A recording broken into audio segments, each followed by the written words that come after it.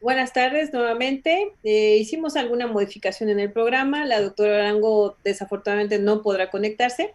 Sin embargo, la doctora Emma García Poli nos tiene un interesante tema en cuanto a la titulación de dispositivos de presión positiva en pediatría. Le agradecemos nuevamente, doctora Emma, su participación y el que nos pueda compartir esta ciencia. Gracias. Sí, de nada. Gracias otra vez por la invitación. Bueno, pues buen día a todos otra vez. Yo les voy a hablar acerca de un tema que es pues muy interesante. Probablemente ustedes directamente no vayan a manejar estos equipos, pero sí es importante que los conozcan, sobre todo por si alguna vez tienen un paciente que los papás tienen duda o les preguntan directamente a ustedes que sepan qué tipo de dispositivos se utilizan. Acerca de las interfaces, cómo nosotros decimos qué presión necesita cada niño, qué equipo necesita cada niño, entonces es importante, porque también puede haber complicaciones a nivel de la estructura craneofacial por el hecho de utilizar un equipo de presión positiva por tiempo prolongado, sobre todo en la etapa del crecimiento. Entonces, bueno, vamos a hablar acerca de esto. Vamos a ver qué niños requieren ventilación mecánica no invasiva durante el sueño, las indicaciones, quiénes necesitan titulación en un laboratorio de sueño, cuáles son los equipos aprobados para su uso en niños, porque hay que recordar que los equipos, realmente todos los equipos, están diseñados para su uso en adultos. Pocos tienen ahí algunas variables para que se puedan utilizar en niños y ustedes van a saber cuáles son. Vamos a hablar de conceptos básicos y generalidades de la ventilación mecánica. ¿Por qué un CPAP funciona? ¿Para qué enfermedades funciona? Y los demás equipos que existen. Ya habíamos hablado de los antecedentes, no voy a ahondar en esto, solo para que sepan que en 1892 Sir William Osler, que si algún día tienen oportunidad de buscar ahí sus tratados antiguos, él describía muchas cosas de manera clínica, era un experto en clínica y él no era pediatra, o sea, era en general, ¿no? Pero él describió a una serie de niños y en el escrito dice, son niños que respiran por la boca, lucen cansados todo el tiempo, tienen ojeras, y no voy a mencionar la palabra literal que él utilizó, pero él decía, en stupid looking, ¿no? Y que les va mal en sus actividades. Después, bueno, viene el doctor Guilleminot, que ya se los había presentado con sus polisomnografías. En 1981, el doctor Colin Sullivan es un médico australiano que patentó el CPAP. En este tiempo, bueno, eran máquinas muy grandes, muy pesadas, e incluso las mascarillas se tenían que hacer directamente, pues, para el paciente, ¿no? Con moldes de yeso, etcétera, para que se adaptaran al paciente. Por supuesto, no había las mascarillas que hoy existen. Y se diseñó el CPAP específicamente para los pacientes obesos extremos con SARS, porque antes el único tratamiento para esos pacientes que realmente se ahogaban con las apneas era hacerles una traqueostomía. Entonces, bueno, él diseñó este equipo de presión positiva continua para mantener el diámetro de la vía aérea abierto. Y fue hasta, obviamente en adultos, ¿no? Y fue hasta 1990 cuando estos equipos se comenzaron a utilizar en niños. Fíjense que antes había como muchos tabús, como miedo, como que, ay, no, un niño no se va a dejar un aparato de esos. Pero también les voy a dar unos tips para que el niño se pueda dejar un aparato. Realmente no es tan difícil, ¿eh? Hay que tener paciencia, eso sí, mucha paciencia. Bueno, entonces, ¿cuáles son las principales indicaciones de la ventilación no invasiva durante el sueño? Bueno, el primer gran grupo son los pacientes hipoventiladores nocturnos, es decir, aquellos que retienen dióxido de carbono por cualquiera de sus causas. En la charla previa ya les expliqué a qué me refería con hipoventilación y cuáles son los pacientes que hipoventilan. Y el segundo gran grupo son los pacientes con apnea obstructiva del sueño. Aquí meto un tercer grupo que son los niños con apnea central del sueño, que la diferencia entre la obstructiva y la central es que la central directamente hay un daño en el centro respiratorio que no envía la señal para que el paciente respire. A diferencia de la obstructiva, aquí el paciente hace una apnea, pero el tórax y el abdomen no se mueven, se quedan completamente paralizados. Es más raro que estos esto suceda, pero también se puede utilizar equipo de ventilación no invasiva. Obviamente nos vamos a enfocar a los pacientes con apnea obstructiva. Se puede utilizar con los pacientes de primera instancia, en pacientes bien seleccionados o en aquellos que después de la cirugía todavía persistan con apnea del sueño residual. Realmente la primera opción terapéutica después de quitarles el tejido linfoide, pues realmente es el CPAP, ¿no? O sea, como primera opción, aunque dependiendo, si por ejemplo la apnea del sueño es residual leve, y es porque nuevamente les volvió a crecer el tejido linfoide, sobre todo las adenoides, que en niños que operan muy pequeños pueden volver a crecer. Entonces, pues ahí podemos intentar con el esteroide nasal y los antileucotrienos que les comentaba, pero si es moderado o grave después de la cirugía y ya no hay nada que quitarle, pues entonces la primera opción es el CPAP. Y bueno, para un paciente que tiene insuficiencia respiratoria crónica, es decir, alguna enfermedad debilitante como distrofia muscular, por ejemplo, pues la ventilación no invasiva va a ser la primera opción terapéutica. Decíamos que el gol estándar para el diagnóstico de un trastorno de sueño en general es una polisomnografía nocturna, pero hay variantes. Por ejemplo, un lactante que no tiene un sueño continuo nocturno, podemos hacer una polisomnografía en una siesta. En una de sus siestas, a la hora que sea, podemos hacerla. De hecho, es mejor porque si hacemos toda la noche, pues no va a funcionar porque es un sueño fragmentado. Todavía los lactantes tienen un sueño polifásico, despiertan constantemente para alimentarse principalmente.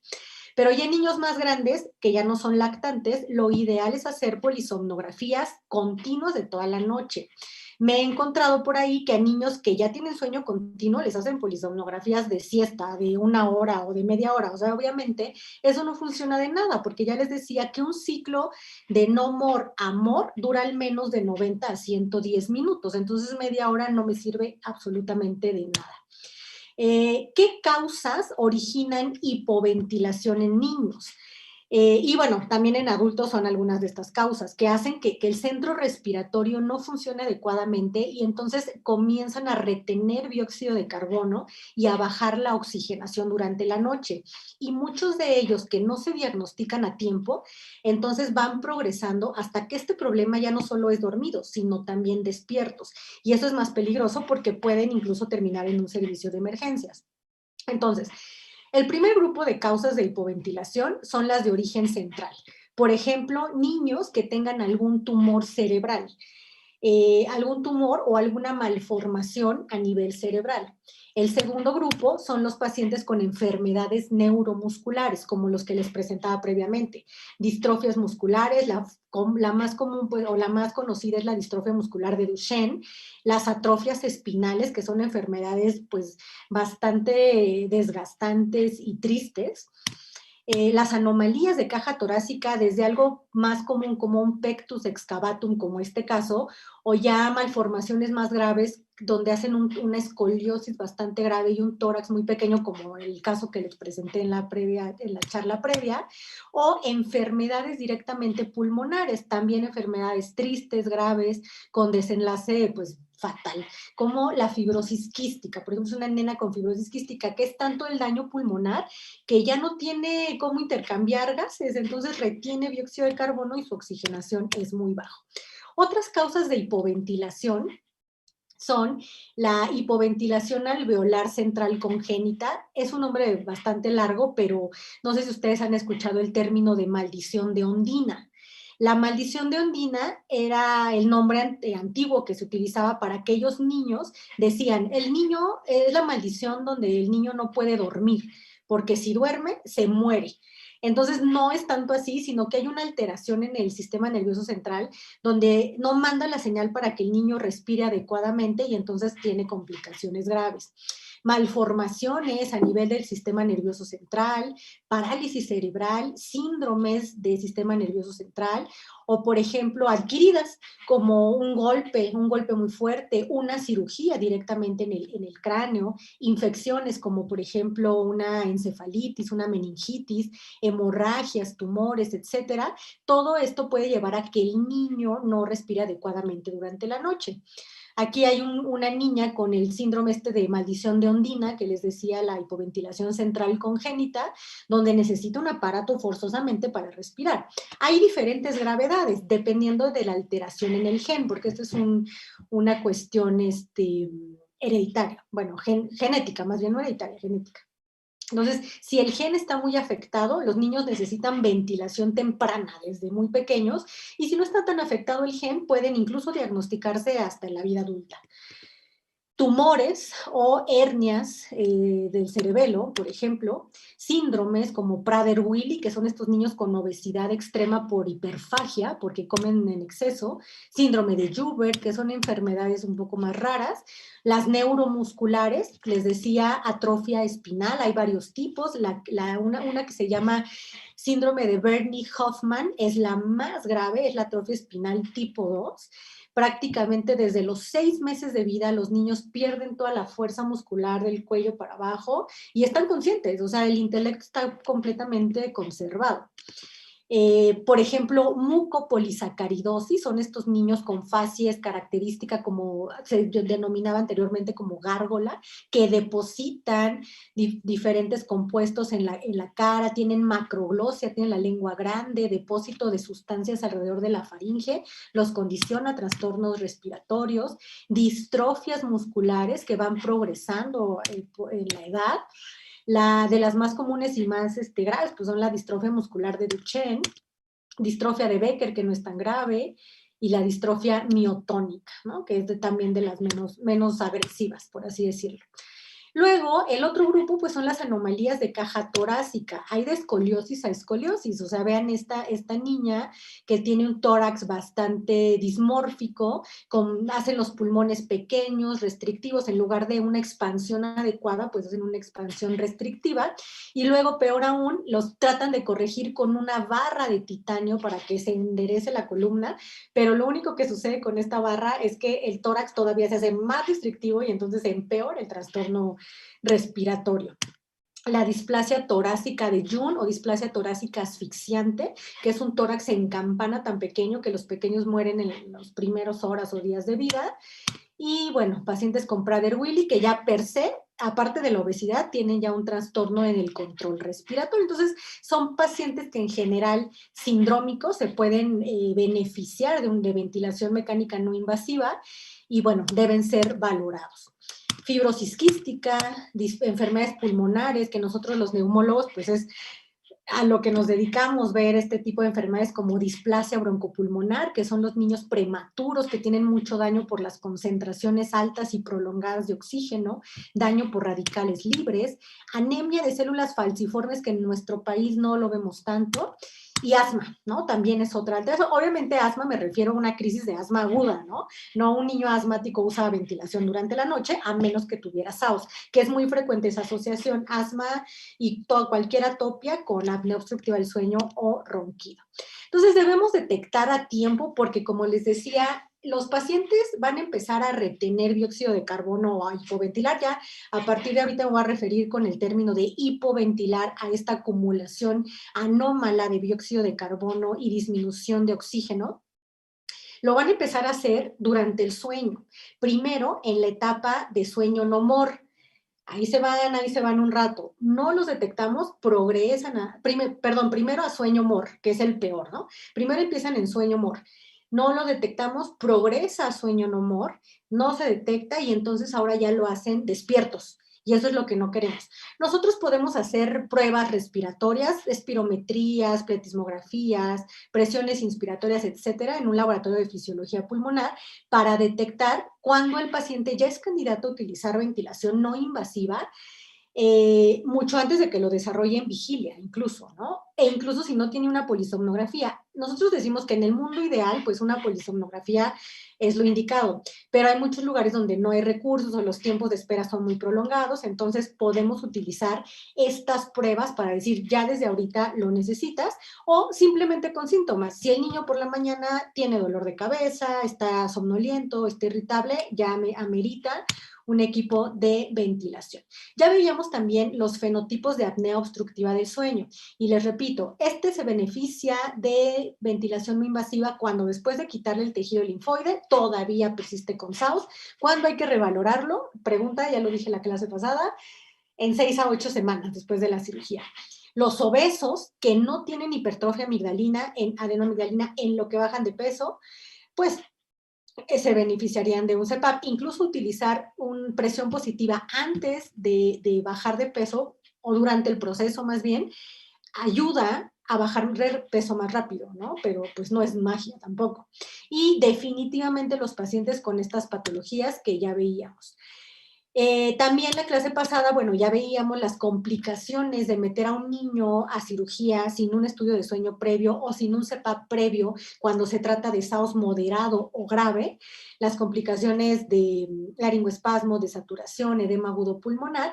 Y fíjense que utilizando el CPAP por un rango de 3 a 4 semanas previos a la cirugía, en moderados o graves, entonces estas complicaciones disminuyen exponencialmente. ¿Cuáles son los beneficios de utilizar un equipo de ventilación mecánica no invasiva?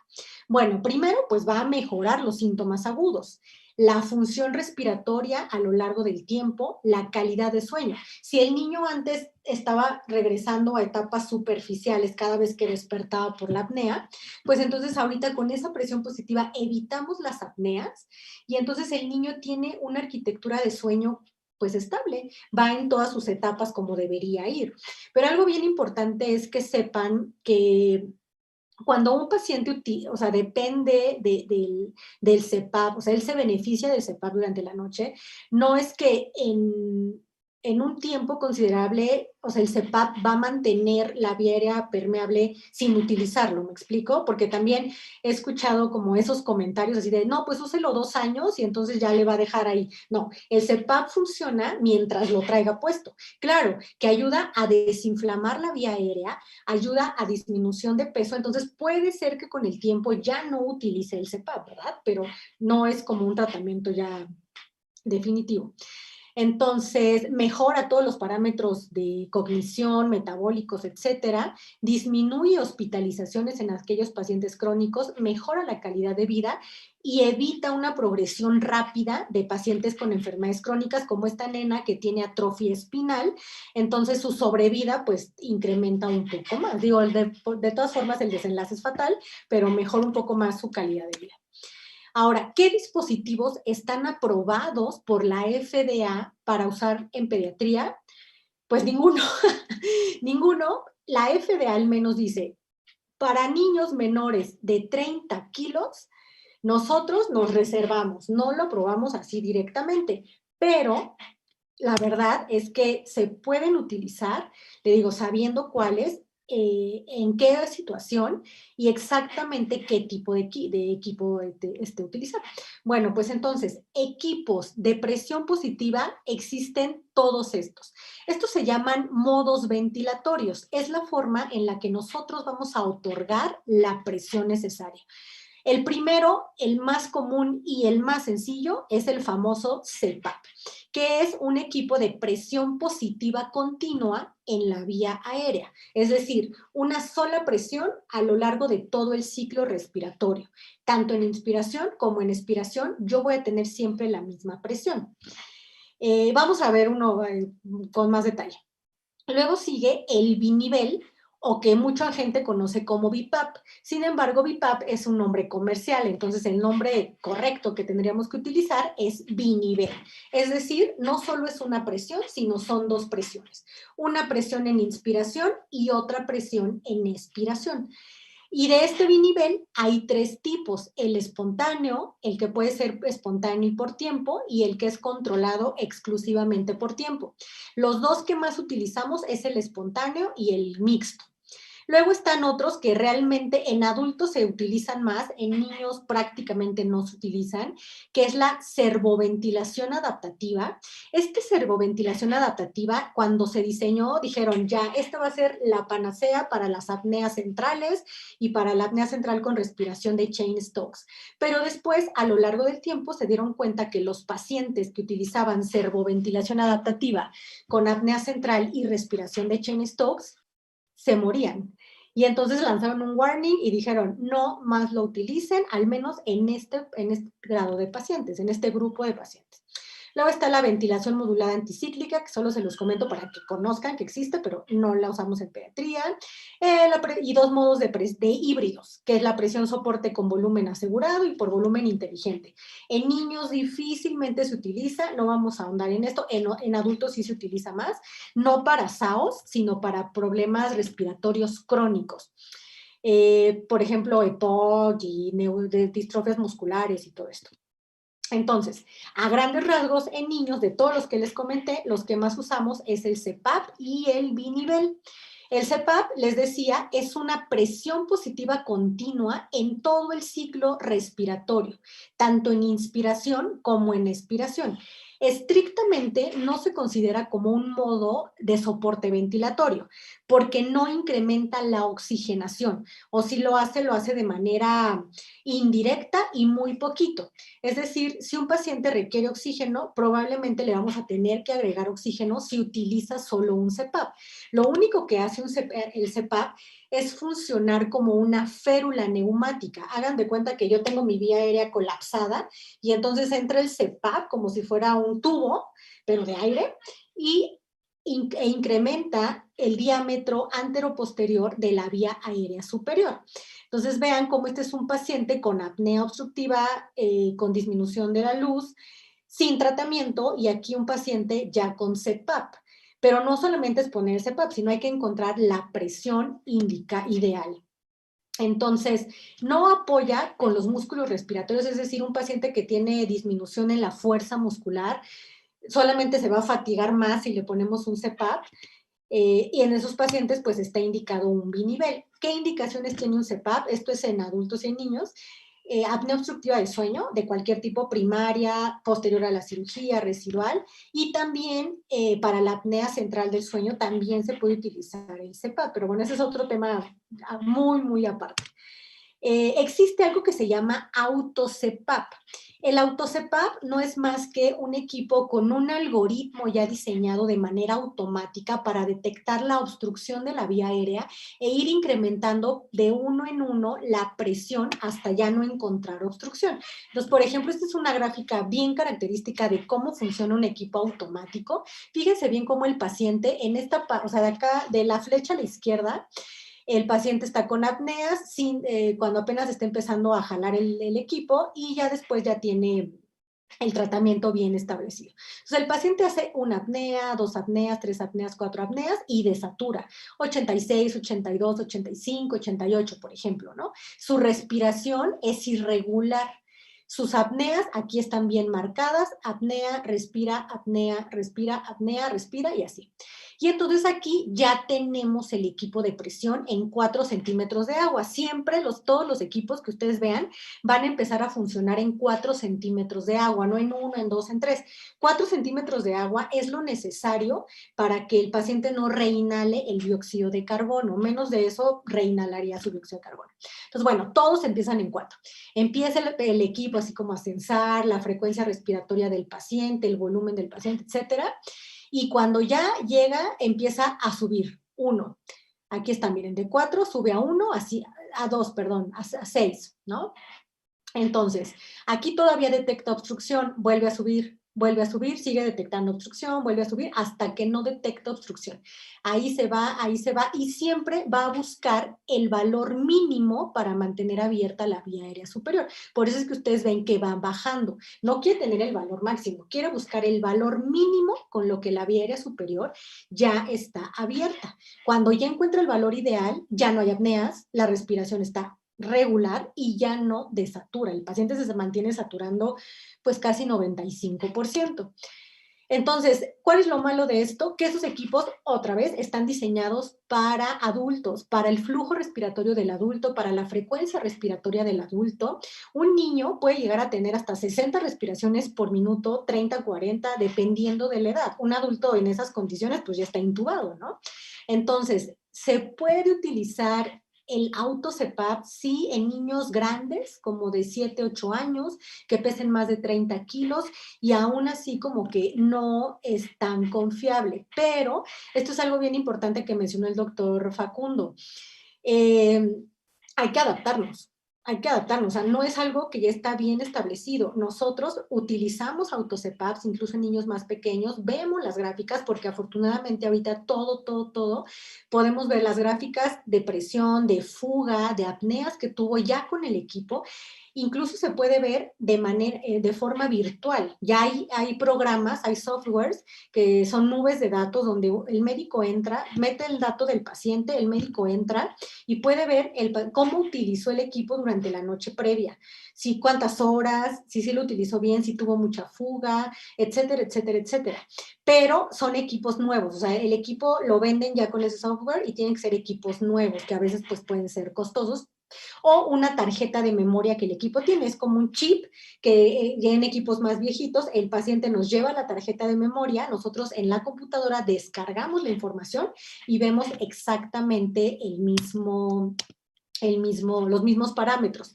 Incluso en los más nuevos se pueden hacer modificaciones de las presiones directamente yo en mi computadora y el paciente en su casa. Dije, bueno, el paciente tiene 8 centímetros de agua. Lo utilizó muy bien, no tiene fuga, pero tiene muchas apneas residuales con todo y el CPAP. Pues vamos a subirle uno. Esas son titulaciones o ajustes de presión empíricas, no en un laboratorio de sueño, que es lo ideal, pero podemos hacer este tipo de modificaciones. Claro, esto lo tiene que hacer un experto, no cualquiera puede subirle así nada más, ¿verdad? El siguiente equipo es un binivel. El binivel les decía que tiene dos presiones, una inspiratoria y una expiratoria. A la diferencia de estas presiones se le conoce como presión soporte, y realmente lo que funciona para mejorar oxigenación, mejorar músculos, etcétera, es esa presión soporte, la diferencia de presiones. Y aquí, bueno, les muestro, este es un equipo viejito, un Synchrony, que era muy bueno, pero fíjense cómo tiene una tarjeta de memoria. Aquí metía la tarjeta de memoria, ahí descargaba todos los datos y el paciente ya va con el médico y descarga la información. Este es otro equipo viejito, eran grandes, pesados, con humidificador. Eso es bien importante, todos los equipos deben tener una unidad térmica. Es como un aditamento donde se le pone agua para humedecer el aire, porque si no, puede tener complicaciones como resequedad nasal, epistaxis, ¿no? Sangrado de nariz, resequedad oral, infecciones de garganta, etcétera, por la resequedad. Y este es uno de los equipos más nuevos. Y no les dije que no tengo ningún conflicto de interés para la información presentada. Entonces, este es uno de los equipos nuevos que tienen ya esa opción de la base de datos para todo hacerlo de manera remota.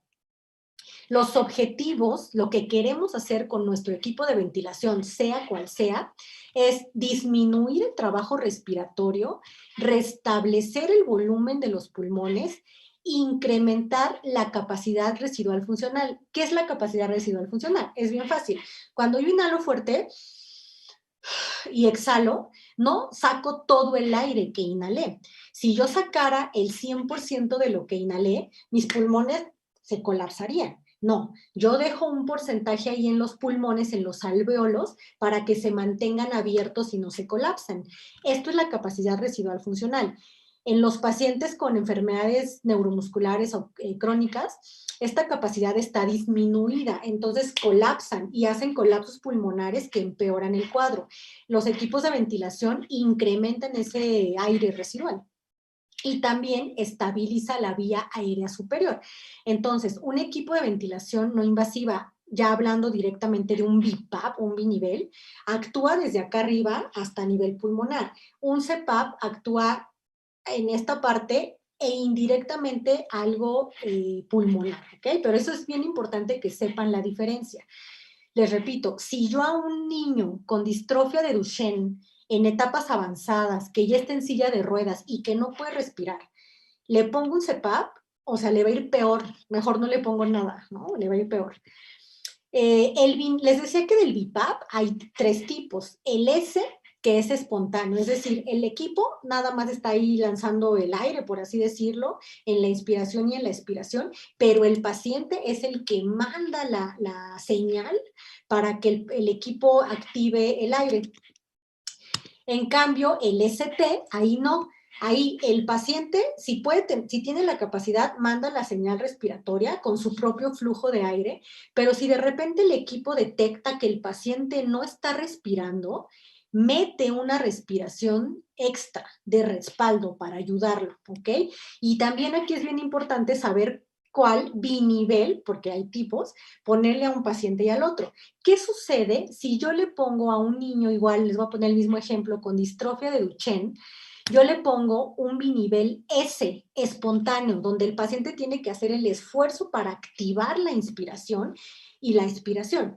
Pues el paciente en unos minutos va a estar fatigado porque la poca fuerza muscular que le queda la va a ocupar en activar el equipo. En cambio, si yo le pongo un binivel ST que le ayuda con una respiración, pues el paciente va a estar tranquilo, porque si el equipo no detecta la respiración, pues le va a ayudar con una. ¿Sale? ¿En qué pacientes voy a utilizar esto? Pues en pacientes con debilidad de fuerza muscular, que tengan algún problema neurológico, que de repente hagan apneas centrales, que no mande la señal al centro respiratorio para ejercer una respiración, pues el ST es el ideal. Ahí ya ni nos preocupamos. Fíjense cómo este paciente pues tiene este equipo. Este niño tiene algo que se llama, pues él tiene la maldición de Ondina. No digo el nombre completo porque está muy largo, pero es el síndrome de hipoventilación central congénita. Vean cómo despierto está como si nada, pero dormido ya ocupa el equipo. Y estos equipos AVAPS y IVAPS que les decía que son anecdóticos, que se han utilizado, pero en niños ya más grandes, no me voy a entrar en esto. Esta es una nena, ya está grande, vean, ya tiene 6 años, y ella tiene igual síndrome de hipoventilación central congénita. Pero ella, bueno, ya tiene traqueostomía porque pues ya utiliza más tiempo el ventilador. Los niños pues van progresando con el tiempo. Puede ser que al inicio, cuando están muy pequeños, lo usen solo durante la noche, solo para dormir en la noche, o ya lo utilicen durante más tiempo conforme van creciendo. Entonces, los objetivos de ponerle a un paciente estos aparatos es mejorar la saturación, pero que el paciente se sienta cómodo. O sea, porque imagínense, le ponen ese aparato y el niño le puede ir peor, no dormir bien o no dormir para nada. Entonces, debemos buscar el confort del paciente. Y ahorita les voy a explicar cómo buscamos ese confort. Disminuir la disnea nocturna, por supuesto, la falta de aire. Mejorar el intercambio de gases tanto en la noche, pero también en el día. Y proveer reposo a los músculos en general. Y bueno, muy importante, prolongar la esperanza de vida, sobre todo en un paciente crónico. Obviamente un niño con SAOS, pues que no tiene otra enfermedad, no aplica esto, ¿verdad? Pero esto es en general para los niños que son más crónicos. Y ahora, esto es súper importante, ¿qué ventilador vamos a utilizar para cada paciente? Imagínense que llegue de repente un paciente adulto o el papá de uno de sus niños y les diga, oiga, doctor, fíjese que me hicieron un estudio de sueño porque pues usted mandó a mi hijo porque roncaba y dijo, váyase con el somnólogo. Y entonces le dijo que necesitaba un CPAP. ¿Cuál le compro? Mire, tengo estas 3 opciones. ¿Cuál le compro? Pues este se ve más bonito, cómprele este. No. Fíjense, existen 3 grandes grupos. Los aparatos, los equipos diseñados exclusivamente para terapia de sueño. Es decir, los pacientes que solamente utilizan el aparato cuando están dormidos. Nada más que cuando ya despiertan, respiran bien y hacen su vida bien, pero cuando van a dormir se ahogan. Este caso, el ejemplo clásico es la apnea obstructiva del sueño. Entonces, estos aparatos están diseñados para funcionar de 8 a 12 horas continuas por mucho tiempo. Si el paciente ya no solamente necesita 8 o 12 horas, utiliza hasta 16 horas el aparato y utiliza uno de estos, en algún momento el motor va a dejar de funcionar porque no está diseñado para tanto tiempo.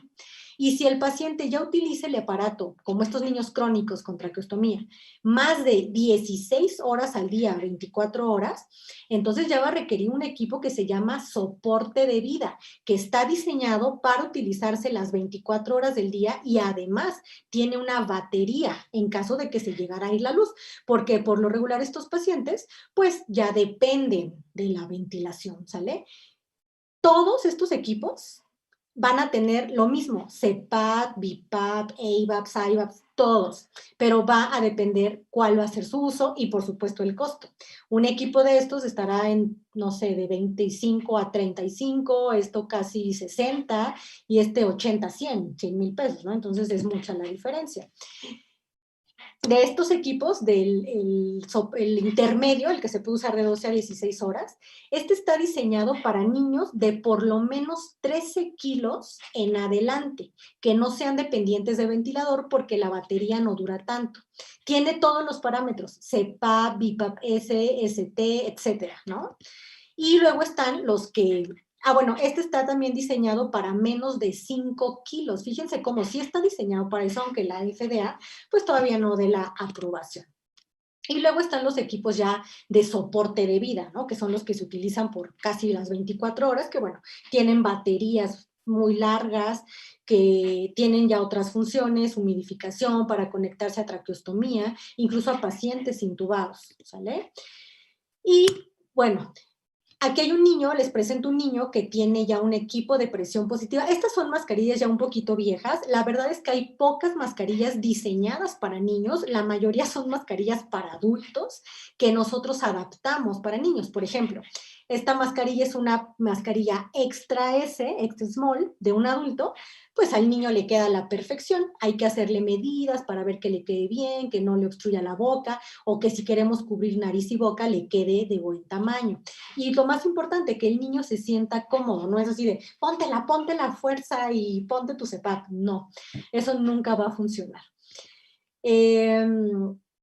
Entonces, su eficacia en niños pues está más que comprobada, mejora los parámetros de la polisomnografía, las apneas, los síntomas diurnos, pero es muy importante educar a la familia, ¿ok? Es educar al papá y a la mamá, porque si la mamá y el papá piensan que el niño se va a ahogar con el aparato, que le da miedo tener el aparato, pues entonces no se lo va a poner. Y pues también hay que estar alertas de las complicaciones. Las complicaciones más comunes son lesiones en el dorso nasal, por el contacto con la mascarilla, o pueden tener alergia al material, casi siempre están hechos de silicón o de gel. La fuga, ¿no? La fuga que puedan tener si no se adapta bien la mascarilla, si el niño se mueve. Normalmente un niño se mueve mucho para dormir. Resequedad de la nariz y de la boca, por eso es que siempre hay que utilizar el humidificador. Por ejemplo, este es un equipo que tiene humidificador, tiene el CPAP, pero acá tiene la unidad térmica activa, la manguera y la mascarilla. Entonces casi siempre pues se les enseña con su muñeco, les piden al niño que lleve su muñeco favorito para que se lo pongan y vean que no hay ningún problema. Y algo muy, muy, muy importante es que los niños que lo utilizan durante mucho tiempo, menores de 7, 8 años, que aún no alcanzan el crecimiento facial, pueden tener hipoplasia de tercio medio facial. Por eso es que en los niños lo ideal es usarlo el menor tiempo posible y solo como un coadyuvante cuando se trate de apnea obstructiva del sueño. Agotar las otras terapias, la cirugía de adenoides y amígdalas, los esteroides tópicos, bajar de peso, etcétera. Y ya si no, pues entonces poner el CPAP. En los niños que son crónicos y que lo usan mucho tiempo, van a terminar con traqueostomía por las lesiones y la hipoplasia de tercio. Casi siempre un niño, independientemente de la edad, va a utilizar 8 centímetros de agua por regla general. Entonces, si ustedes no tienen forma de mandar a un niño a una polisomnografía, pero le urge utilizar un CPAP, pueden intentar como primera presión 8 centímetros de agua y más o menos a lo largo del tiempo, 6 meses, un año, puede ir modificando esta presión. Más o menos 2 de cada 10 niños van a ir modificando las presiones a lo largo de su crecimiento. Este es un pequeñito que tiene trisomía 21, que se le hizo una polisomnografía con un CPAP para titular exactamente la presión que él necesitaba. Pues aquí vemos una polisomnografía de un niño con apnea obstructiva del sueño grave. Vean qué horrible eventos. No, el pobre no respira, o sea, respira una vez y hace una apnea, respira una vez y pasa apneas. Está lleno de apneas este niño de 4 años de edad. Me parece que este niño tenía un índice de más de 100 eventos por hora, o sea, es algo irreal. Y ya después de hacerle la titulación, pues mejoró. O sea, difícilmente se le van a quitar al 100% todas las apneas, pero al menos ya nada más tiene hipopneas. Su arquitectura de sueño es mejor, ya no despierta tanto, su respiración es simétrica. Eso es lo que realmente queremos. Y ya con el tiempo, pues ya se normalizó y ya ni siquiera tiene apneas. Fíjense qué bonita de polisomnografía a diferencia de la otra. Entonces, existen algoritmos de titulación. Así es como nosotros decimos qué presión necesita cualquier paciente, niño o adulto. Estos algoritmos, aquí está la bibliografía por si quieren descargarlos. Están los algoritmos para menores de 12 años y para mayores de 12 años, ya, o sea, adultos también. Entonces, por ejemplo, nosotros empezamos, nos recomiendan, bueno, siempre empezar con 4 centímetros, por lo que les decía. Lo aguantamos 5 minutos para que el paciente se adapte. No sé si alguno de ustedes ha usado un CPAP, pero ponérselo de primera vez, aunque sea la presión mínima, como que sí es impactante. Entonces, bueno, lo dejamos 5 minutos que esté ahí y lo vigilamos como duerme, si hace eventos, etcétera. Luego, ya que esté dormido y los 5 minutos, entonces subimos nada más 1 centímetro de agua. Nos vamos a ir de uno en uno, porque si de repente le subimos 5, pues no, el paciente se va a despertar para empezar, ¿no? Entonces, bueno, esperamos, subimos 1 centímetro y vigilamos si el paciente tiene más o igual a una apnea obstructiva o una hipopnea o 3 alertamientos o más de 1 minuto de ronquido continuo. En esos 5 minutos subimos otro centímetro. Y así nos vamos, y así nos vamos, y así nos vamos, hasta que tenga menos de estos eventos que aquí les comentábamos. Y entonces ya lo dejamos 30 minutos con esa presión a la que nosotros ya no vemos estos eventos, y esa es nuestra presión indicada, ¿no? A grandes rasgos, a grandes rasgos. En adultos es diferente, ahí son otros parámetros los que toman en cuenta, dan tiempo, dan oportunidad de más eventos, porque todos podemos tener hasta 5 eventos por hora de sueño. En adultos, un niño con más de un evento respiratorio, llámese apnea, hipopnea, que tenga, ya se considera patológico. Nosotros hasta 5 nos dan chance. Entonces, bueno, en un niño para apnea obstructiva del sueño, ¿qué es mejor, CPAP o BiPAP? Pues el CPAP va a ser la primera opción, pero si el niño necesita presiones muy altas o un adulto, también sucede lo mismo, supongamos que la presión mínima es 4, ya les dijimos, ¿no? Y un niño o un adulto requiere 14 centímetros de agua, ¿no? O sea, del 4 se va a 14 y con 14 deja de tener apneas. Esa es su presión ideal. Pero, ¿qué sucede si yo voy en un auto a una velocidad muy alta y saco la cabeza por el parabrisas? Me llega todo el aire y yo puedo inhalar bien, pero no puedo exhalar bien el aire. Lo mismo le pasa a ellos, es como si les estuvieran soplando. Entonces, esos pacientes que no se adaptan a presiones tan altas con CPAP, los podemos cambiar a un BiPAP para que durante la expiración la presión sea menos, ¿me explico? Pero bueno, no es lo común. Aquí, bueno, es el mismo algoritmo para, no, el otro fue para CPAP, este es un algoritmo para BiPAP, que aquí nos dice cuándo vamos a incrementar la presión inspiratoria y cuándo vamos a incrementar la presión expiratoria. El otro era más fácil porque solo es una presión continua. Aquí no, aquí es una expiratoria, y nos marca lo mismo, ¿no? Cómo irlo modificando. Estos algoritmos, pues ahí los tenemos pegados en la clínica, eso yo tampoco es que nos lo sepamos de memoria, ¿verdad? Bueno, yo no, al menos. Y también hay un algoritmo para los pacientes que no tienen SAOS, pero que sí tienen hipoventilación o que tienen ambas. Por ejemplo, un niño con síndrome de Down que tiene apneas obstructivas porque tiene las amígdalas enormes más el cuello corto y ancho, pero además tiene hipoventilación por la obesidad que tienen, por la estructura que tienen los niños con síndrome de Down. Entonces, en ellos se utilizan estos algoritmos donde los tiempos en lugar de ser 5 minutos son más largos, son hasta 20 minutos de espera para hacer modificaciones. Y bueno, aquí nos va diciendo, ¿no? Si el paciente ya no hipoventila, si su frecuencia respiratoria disminuye, si la oxigenación se mejora. Y fíjense bien, siempre, siempre la última opción, tanto en niños como en adultos, va a ser poner oxígeno agregado, ¿eh? Porque muchos les ponen el CPAP y llegan de 4, que es lo mínimo, llegan a 8. Y el paciente sigue con oxigenación baja. Ponle 2 litros de oxígeno. No, siempre, siempre se optimizan las presiones, te llega a lo máximo. Y si después de lo máximo siguen con oxigenación baja, entonces buscamos las causas. Y si no hay nada, entonces ya ponemos oxígeno suplementario en concentraciones bajitas. Recuerden que el oxígeno suplementario agregado puede hacer que el paciente retenga más dióxido de carbono y empeore las cosas, ¿ok? Ahora, la clave del éxito en niños, si en un adulto es difícil que se deje la mascarilla y se la quita y no puedo dormir y no sé qué, bueno, en los niños pudiera llegar a ser un poco más difícil. Entonces, uno de los éxitos es elegir una mascarilla o interfaz adecuada, ¿no? Pues hacer uso de las que tengamos disponibles, aunque sean de adultos, no hay ningún problema, mientras al niño le quede bien. Una XS o S de adulto le va a quedar al niño perfectamente.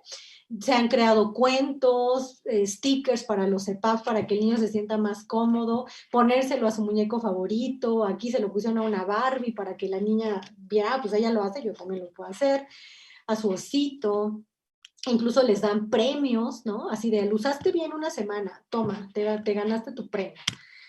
Todo eso estimula a los niños. Los técnicos que explican el uso o los médicos, pues deben tener mucha paciencia, explicarles, incluso a los papás ponérselas. Y ahora con todo este problema de la pandemia, que no podemos aerolizar, o utilizarlos en diferentes pacientes, pues esto está un poco restringido. Apenas se están haciendo modificaciones a esto porque es algo que nos agarró a todos pues de cero, ¿no? Entonces a lo que estábamos acostumbrados hay que hacer, pero no es que no se pueda hacer, por supuesto que se puede hacer en domicilio, en privado, con mascarillas pues bien estériles.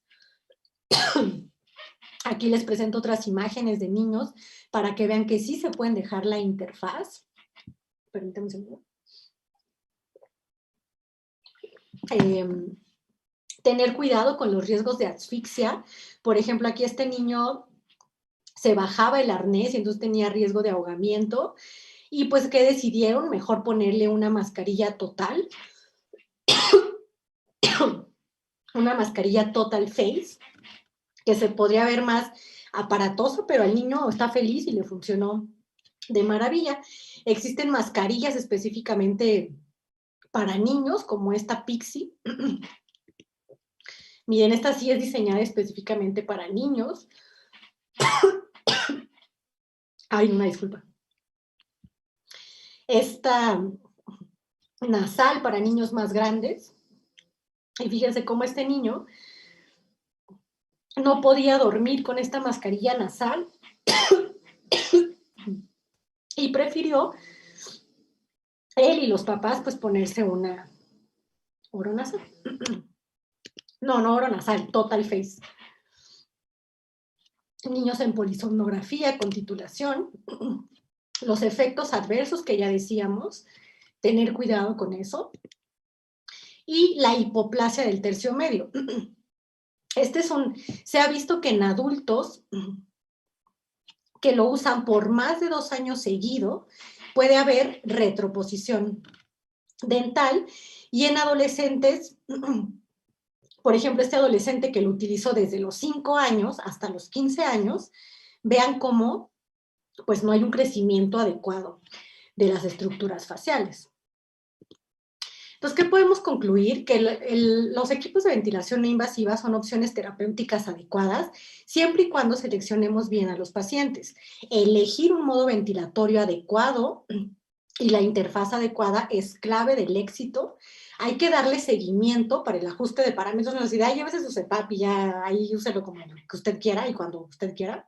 Y vigilar los efectos adversos. Eso es muy importante.